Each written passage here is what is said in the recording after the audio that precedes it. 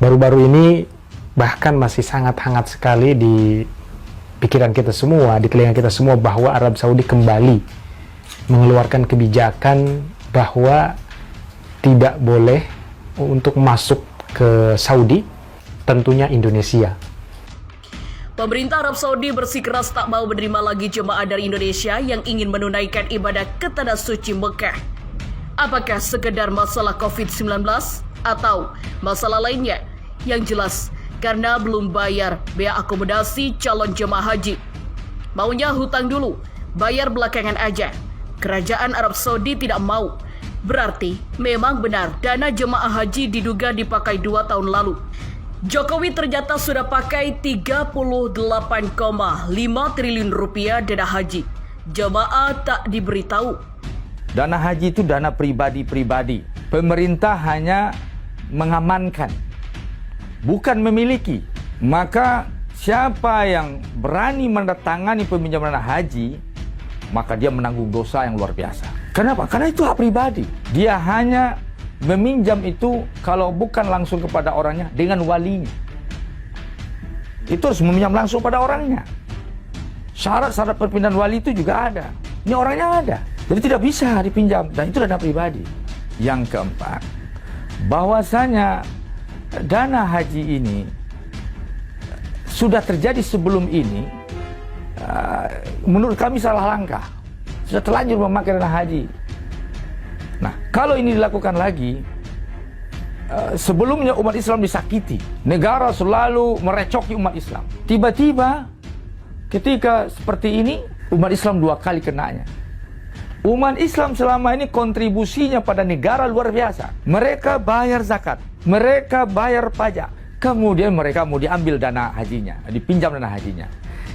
Keenam, dana haji itu jangan dianggap dana orang kaya, itu dana orang miskin. Haji orang kaya pakai travel plus. Ini haji pakai pemerintah ini nunggu 7 tahun 8 tahun. Itu plus. Sebenarnya uang hasil uang abadinya itu harusnya dikembalikan kepada yang si pemilik.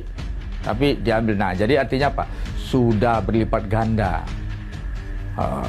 Kontribusi umat Islam ini digunakan seenaknya.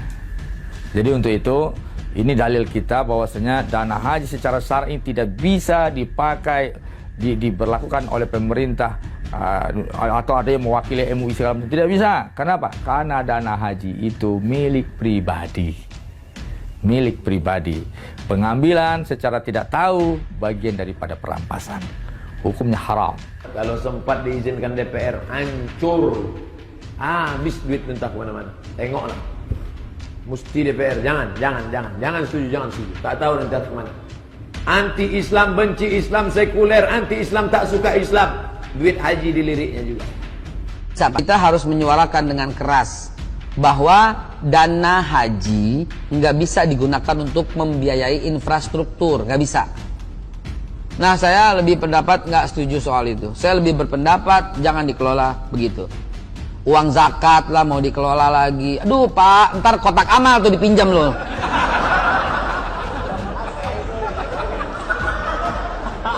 Kesel gue. Ya haji udah diambil, zakat diusulin, ntar kotak amal diambil bagaimana? Orang Islam diperas sampai kayak begitu gitu loh, ya. Enggak lah, ya.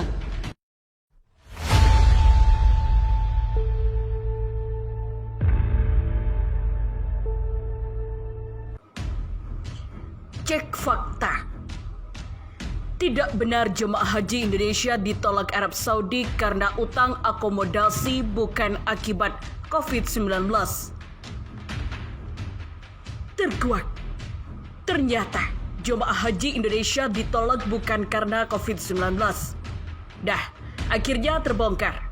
Rezim hasil pemilu curang, kotak kardus, akhirnya satu persatu terbongkar kebusukannya. Sesungguhnya makar Allah maha hebat. Konstitusi dibajak, demokrasi dikorupsi. Hashtag Mosi tidak percaya, hashtag Jokowi Presiden gagal. Arab Saudi ngotot tolak jemaah haji dari Indonesia. Kemudian dibuat kebingungan, ada apa sebenarnya? Apakah sekedar masalah COVID-19 atau masalah lainnya yang bersangkutan rezim ini yang anti-Islam, atau karena sering mengolok-olok bahwa Islam bawaan dari Arab dan kadrun, atau bersangkutan dengan penahanan IBHRS, yang jelas karena belum bayar biaya akomodasi calon jemaah haji. Maunya hutang dulu, bayar belakangan aja. Kerajaan Arab Saudi tidak mau. Berarti memang benar dana jemaah haji diduga dipakai 2 tahun lalu. Dan 2 isu belaka. Pemerintah Arab Saudi bersikeras tak mau menerima lagi jemaah dari Indonesia yang ingin menunaikan ibadah ke Tanah Suci Mekah. Agaknya upaya pemerintah Indonesia membangun kompromi dengan pemerintah Arab Saudi menemui jalan buntu. Jokowi ternyata sudah pakai 38,5 triliun rupiah dana haji. Jemaah tak diberitahu. Pada tahun 2014 dana haji dipakai oleh Kementerian Perhubungan sebesar 1,371 triliun rupiah untuk pembangunan proyek-proyek. Pertama, jalur kereta api ganda Cirebon-Kroya. Kedua, jalur kereta 4 trek double-double Manggarai Jatinegara. Ketiga, jalur kereta api ganda Jatinegara Bekasi. Kemudian dipakai oleh Kementerian Agama sebesar 200 miliar rupiah untuk pembangunan proyek revitalisasi dan pengembangan asrama haji di Kota Medan, Padang, Jakarta, dan Balikpapan. Pada tahun 2015, dana haji dipakai oleh Kementerian Perhubungan sebesar 2,92 triliun rupiah untuk pembangunan proyek-proyek. Pertama, jalur kereta api ditinggikan Medan, Kuala Namu. Kedua, jalur kereta ganda Martapura, Batu Raja, dan Cirebon Kroya. Ketiga, fasilitas kereta api Manggarai Jatinegara dan Jatinegara Bekasi. Kementerian Pekerjaan Umum dan Perumahan Rakyat juga memakai sebesar 3,51 triliun rupiah untuk pembangunan proyek pembangunan jalan dan jembatan di Pulau Sumatera, Jawa, NTB, Kalimantan, Sulawesi, Maluku, dan Papua. Kementerian Agama memakai sebesar 675 miliar rupiah untuk pembangunan proyek-proyek. Pertama, revitalisasi dan pengembangan asrama haji di 8 lokasi di Indonesia. Kedua, pembangunan rehabilitasi 19 kantor urusan agama KUA. Ketiga, pengembangan gedung dan fasilitas 7 kampus pendidikan tinggi Islam negeri. Selanjutnya, pada tahun 2016, dana haji dipakai oleh Kementerian Perhubungan sebesar 4,983 triliun rupiah untuk pembangunan proyek jalur kereta api tinggi dan ganda di Jabodetabek, Jawa Tengah, Jawa Timur, dan Sumatera. Kementerian Pekerjaan Umum dan Perumahan Rakyat pun memakai dana haji sebesar 7,226 triliun rupiah untuk proyek pembangunan jalan layang, underpass, dan terowongan dan jembatan di Pulau Sumatera, Jawa, NTB, Kalimantan, Sulawesi, Maluku, dan Papua. Kementerian Agama pada tahun 2016 pun memakai dana haji sebesar 1,468 triliun rupiah untuk sejumlah proyek. Pertama, revitalisasi dan pengembangan asrama haji di 7 lokasi. Kedua, pembangunan dan rehabilitasi 181 kantor urusan agama KUA. Ketiga, pembangunan gedung dan fasilitas 25 kampus pendidikan tinggi Islam negeri. Sepanjang tahun 2017 dana haji dipakai oleh PT KIN. Selanjutnya pada tahun 16, dana haji dipakai oleh Kementerian Perhubungan sebesar 4,983 triliun rupiah untuk pembangunan proyek jalur kereta api tinggi dan ganda di Jabodetabek, Jawa Tengah, Jawa Timur, dan Sumatera. Kementerian Pekerjaan Umum dan Perumahan Rakyat pun memakai dana haji sebesar 7,226 triliun rupiah untuk proyek pembangunan jalan-jalan layang, underpass, dan terowongan dan jembatan di Pulau Sumatera, Jawa, NTB, Kalimantan, Sulawesi, Maluku, dan Papua. Kementerian Agama pada tahun 2016 pun memakai dana haji sebesar 1,468 triliun rupiah untuk sejumlah proyek. Pertama, revitalisasi dan pengembangan asrama haji di 7 lokasi.